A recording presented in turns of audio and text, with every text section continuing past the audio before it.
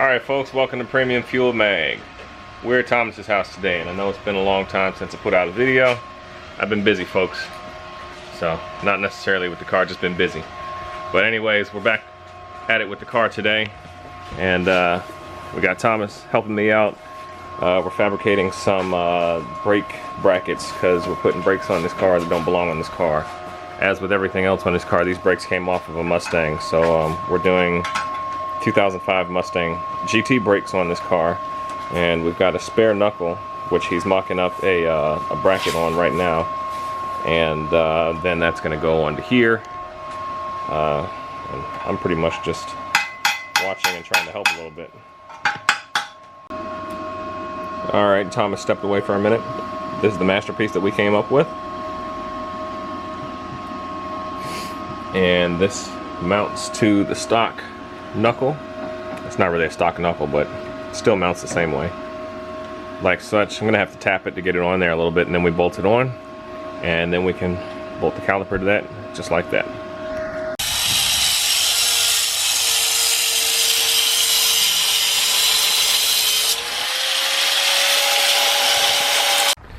Alright guys, so we kind of glazed over how we attach the front brakes.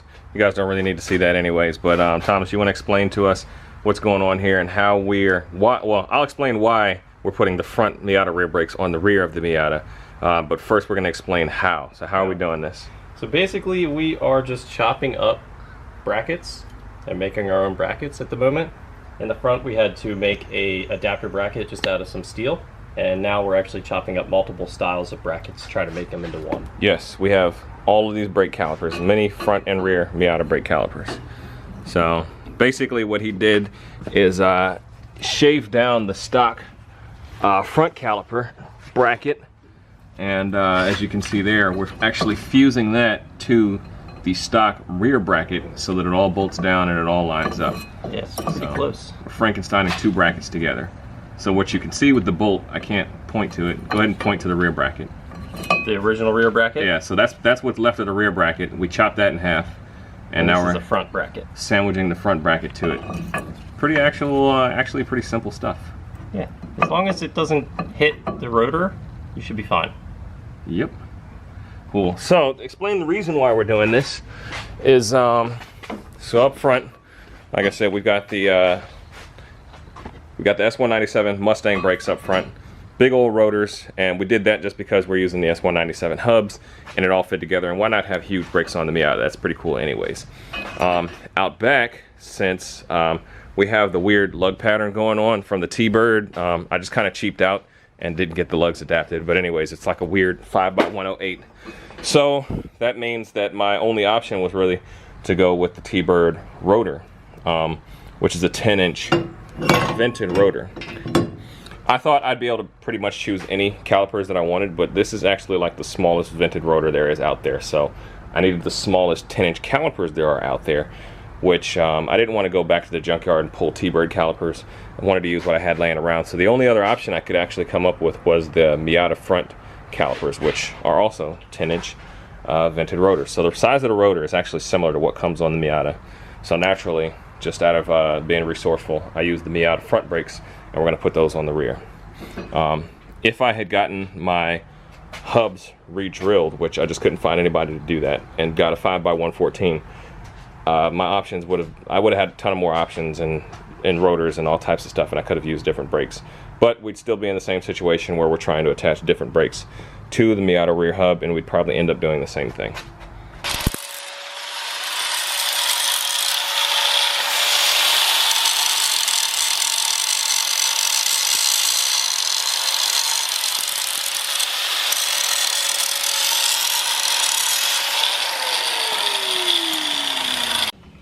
Alright guys, after what you just saw, it's been like a year. No, it hasn't really been a year, I've just been busy.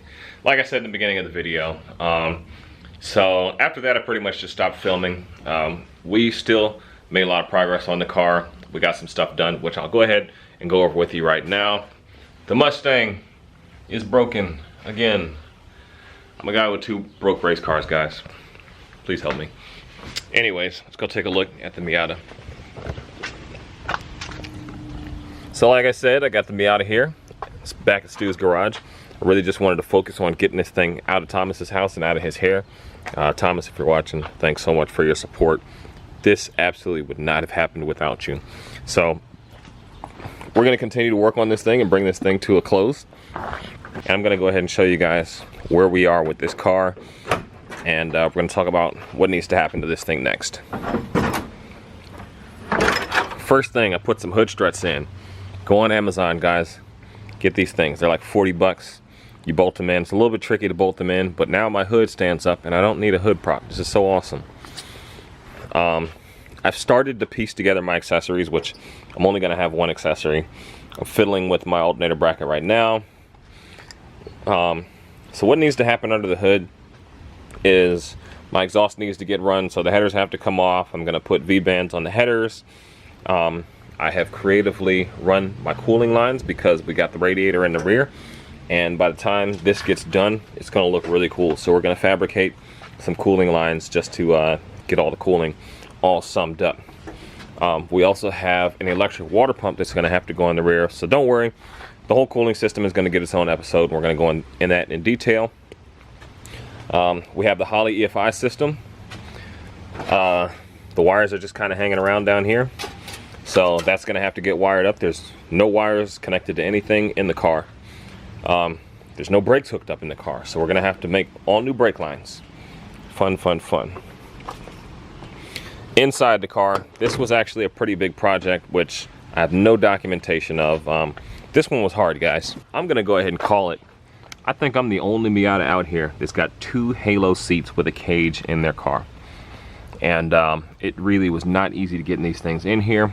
We had to bang the transmission tunnel in, which you see there. I was banging in the wrong spot, but we had to bang the transmission tunnel in. We had to cut a section out of the floor just to get this seat space enough to go over. And each side is different in the car, so I think maybe the passenger side might have been a little bit easier.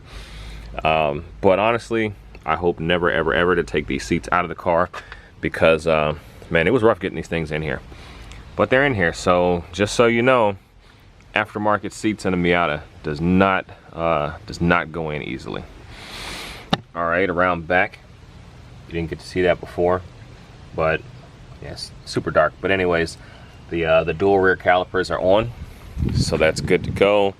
The handbrake is still in the house. So basically, what we've got here, I would call this a complete car with nothing hooked up to anything. Everything is just kind of sitting in the car. So over the next couple of weeks and months, or however long it takes me to get this thing together, I'll basically just be connecting the systems together. The electronics have to get put in, all the plumbing, all the piping, all the tubing. Everything just needs to be able to talk to each other, and then this thing's gonna be ready to roll. But that pretty much sums up what's happening with the Miata project. And thank you guys for following. Thank you for sticking with the channel. And you know, we're gonna get this car going here pretty soon. I'm still hopeful that we'll be able to run this car by the end of the year. So that's gonna be it for this episode, and we'll catch you on the next one.